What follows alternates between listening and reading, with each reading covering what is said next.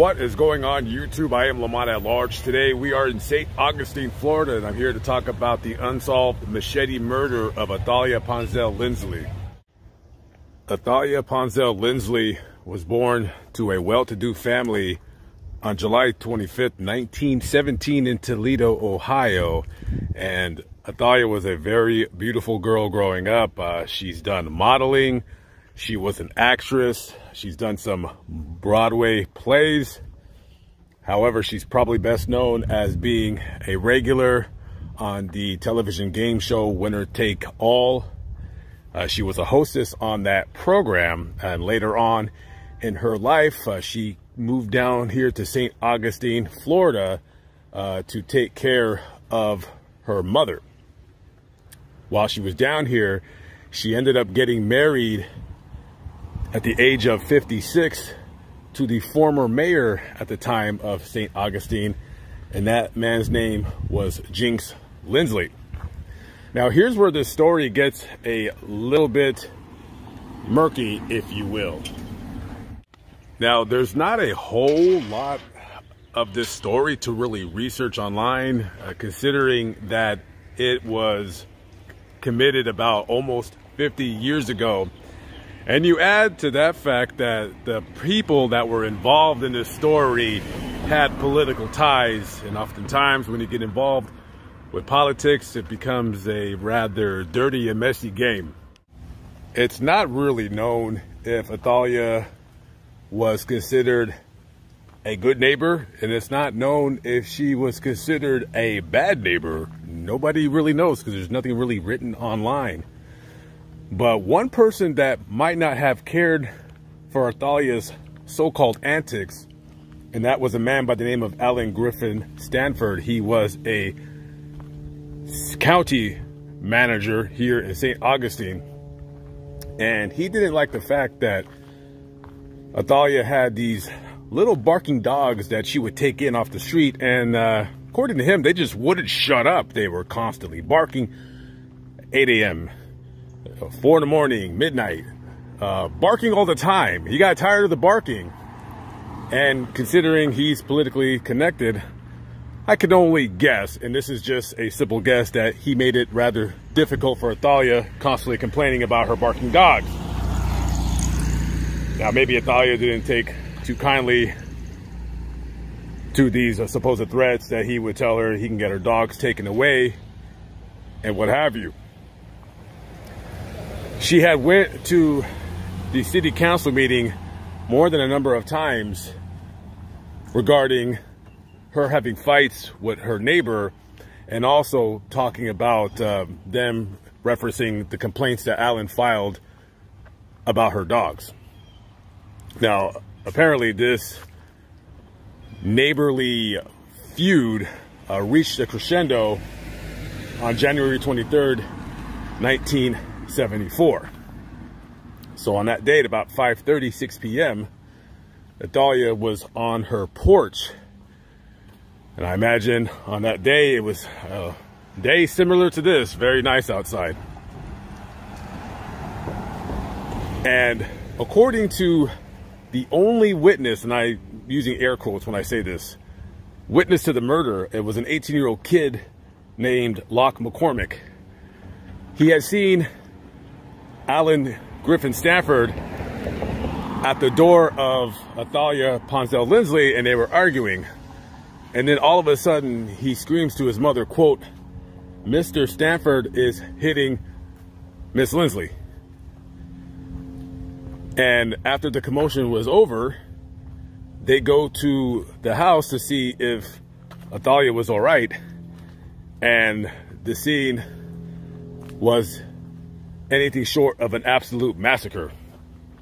She was drenched in blood. It looked like somebody took a bucket of fake Hollywood blood and poured it all over her. By the time the ambulance got to the scene, she was already dead. So the police interview McCormick, and they say, "What happened?" And he said, "Well, I seen Mr. Alan Stanford hitting Athalia, and afterwards me and my mom came over here and found her dead." Now, this house right in front of you, this is the murder scene. This is 124 Marine Street. Now, Athalia's neighbor, the manager for the county, Alan Stanford, he used to live in this house right here. So you can see you got a big yard right here. So you're imagining your dogs are outside in the backyard barking all the time. You live right next to her. I guess that would drive anybody crazy. Now, the only quote-unquote witness to the murder, McCormick, his family, they lived at 122 Marine Street, right there. And at one time, those green stairs leading down to that pavement right there had the body of Athalia Ponsell Lindsley absolutely covered in blood. She was hacked to death with a machete, according to the autopsy report. She was hit a total of 9 times. One of her fingers was severed and she was almost decapitated. After the police preliminary investigation, coupled that with the fact that they interviewed the only witness to the crime, McCormick, who said that he's seen Mr. Stanford strike Mrs. Lindsley, seems like a pretty open and shut case, right? So they indicted Alan Griffin Stanford on 1 count of first-degree murder. He had every reason to kill her, those damn barking dogs. However, during the court proceedings, they called to the stand one 18-year-old McCormick. And the defense attorney for Mr. Stanford says, okay, so tell us, did you see Mr. Stanford strike Mrs. Lindsley? And he says, well, I seen the back of a white guy who had on black slacks and a white shirt. So he says, did you actually see him, see his face, see him striking her? Did you actually see a machete or a knife or whatever weapon they thought was used to kill her? No. So you have a flabbergasted jury who now the prosecution's star witness is now all of a sudden saying, yeah, I didn't see Mr. Stanford kill Athalia Lindsley. So that case all of a sudden gets tossed up in the air. Now, this wasn't a robbery because there was nothing missing in Athalia's home. The only thing that was missing was her pet blue jay. The bird cage was smashed and the bird was nowhere to be seen. So I don't think anybody's gonna go into somebody's house, breaking in, trying to steal a bird, and nearly decapitating somebody and murdering them in the process of doing so.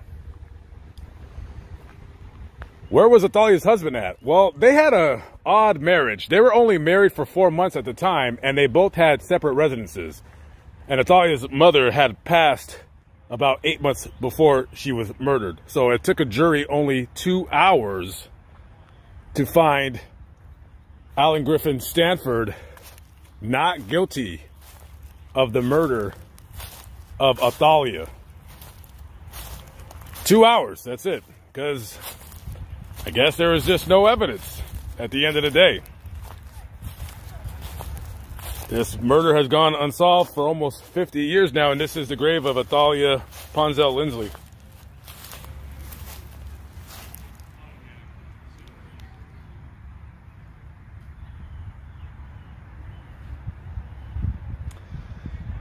I guess the only person that knows who truly committed this crime is this woman right here and the murderer himself. And after all these years, we might never know what actually happened, even though all signs point to Alan Griffin Stanford.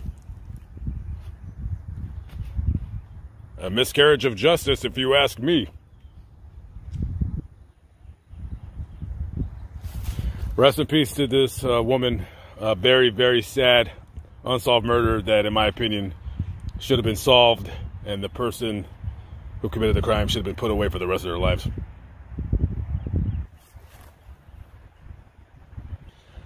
All right, guys. Lamont at large. I'm signing out. I will catch up with y'all later. Have a good one. Peace out.